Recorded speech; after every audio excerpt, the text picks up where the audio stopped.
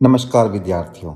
आज हम लेकर आए हैं महत्वपूर्ण हिंदी प्रश्न उत्तर जो आपकी परीक्षा की दृष्टि से बेहद महत्वपूर्ण है। इन प्रश्नों को ध्यान से देखें और अंत तक वीडियो जरूर देखें। हमारा पहला प्रश्न है, व्यवहारिक ज्ञान व किताबी ज्ञान दोनों पर व्यक्ति सरलता से उन्नति प्राप्त कर सकता है, स्पष्ट कीजिए। उत्तर है, बड़े भाई साहब पाठ में लेखक ने किताबी ज्ञान और व्यवहारिक ज्ञान दोनों के महत्व को बताया है। बड़े भाई साहब दिन रात पढ़ाई करते थे और मानते थे कि केवल कठिन परिश्रम और पुस्तकीय ज्ञान से ही सफलता प्राप्त होती है। दूसरी ओर छोटा भाई खेलकूद और अनुभव से जीवन की व्यवहारिक बातें सीखता रहता था। यद्यपि छोटा भाई कम पढ़ता था, फिर भी वह परीक्षा में अच्छे अंक प्राप्त कर लेता था, क्योंकि उसमें समझ और व्यवहारिक बुद्धि थी। इससे स्पष्ट होता है कि केवल रटकर पढ़ना पर्याप्त नहीं होता, बल्कि जीवन के अनुभव और समझ की भी आवश्यक है। अतः व्यक्ति जब पुस्तकीय ज्ञान के साथ व्यवहारिक ज्ञान अपनाता है, तभी वह जीवन में वास्तविक उन्नति प्राप्त करता है। एक और महत्वपूर्ण प्रश्न है, छोटे भाई के अहंकार को दूर करने के लिए बड़े भाई साहब ने कौन कौन से उदाहरण दिए।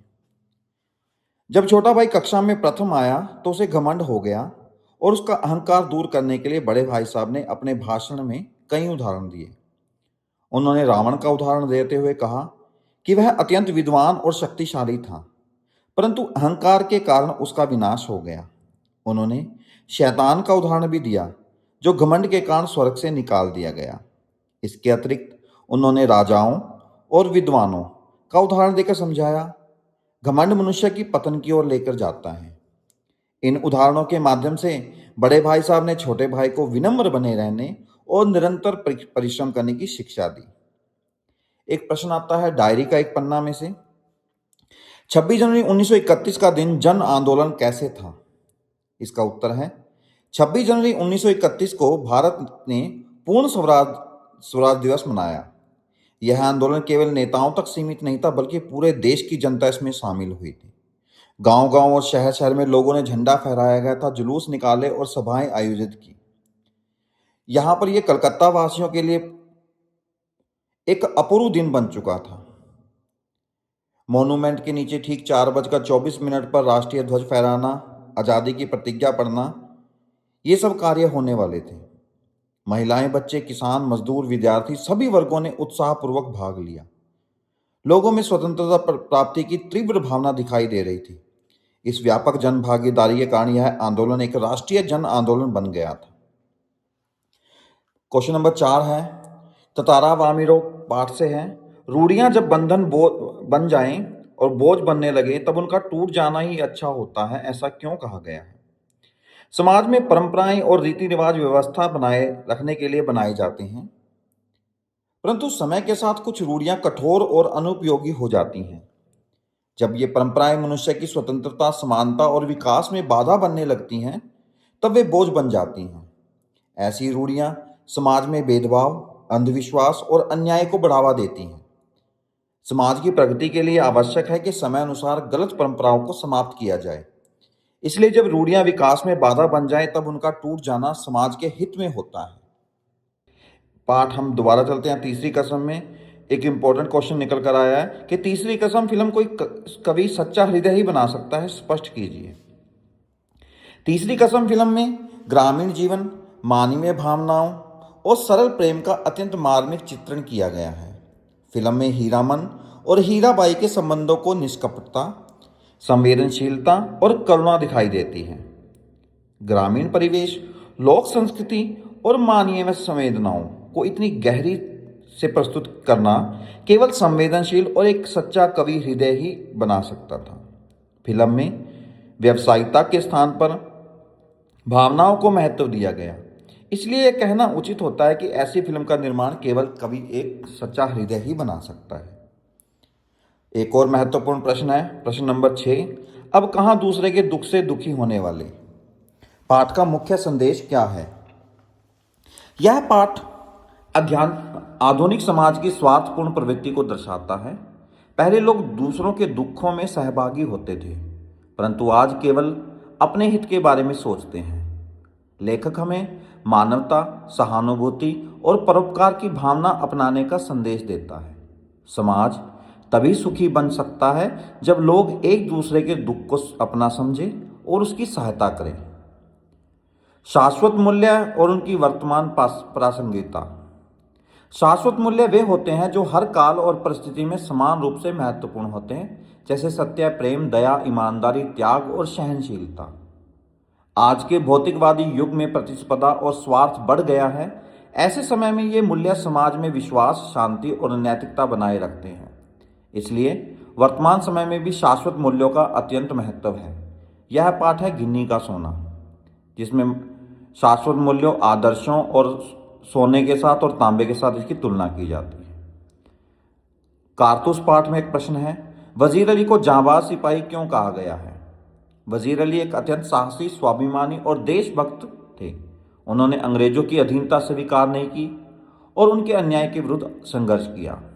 उन्होंने विपरीत परिस्थितियों में भी साहस नहीं छोड़ा और अपने सम्मान की रक्षा के लिए संघर्ष करते रहे। उनकी वीरता और निडरता के कारण उन्हें जांबाज सिपाही कहा गया। प्रश्न नंबर 9 है, सैनिकों को किन किन परिस्थितियों का सामना करना पड़ता है?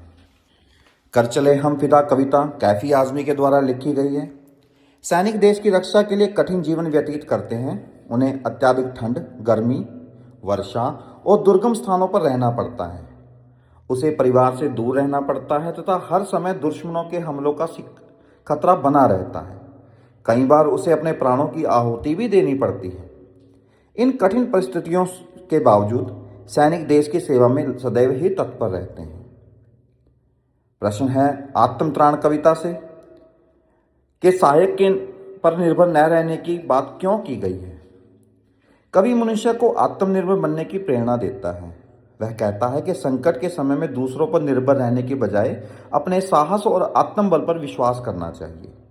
आत्मविश्वास और दृढ़ इच्छा शक्ति से ही व्यक्ति कठिनाइयों पर विजय प्राप्त करता है।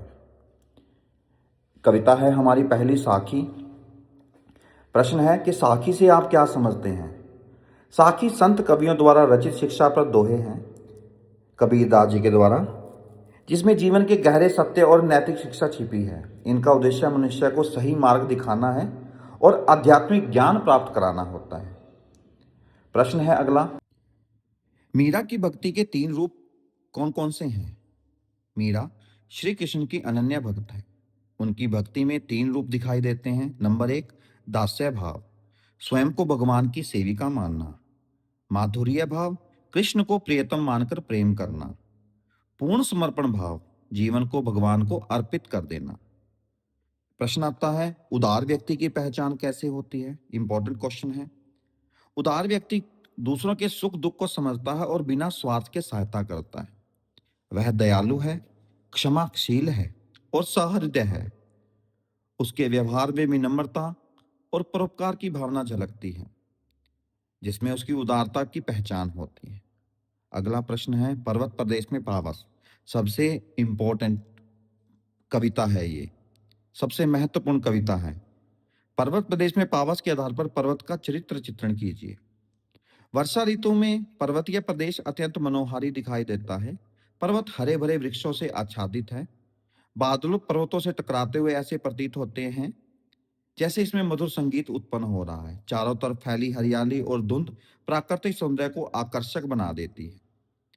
पर्वत जो अपनी आंखों को खोलकर हजारों फूल रूपी नेत्रों से नीचे बने हुए सरोवर के अंदर झांक कर आनंदित हो रहे हैं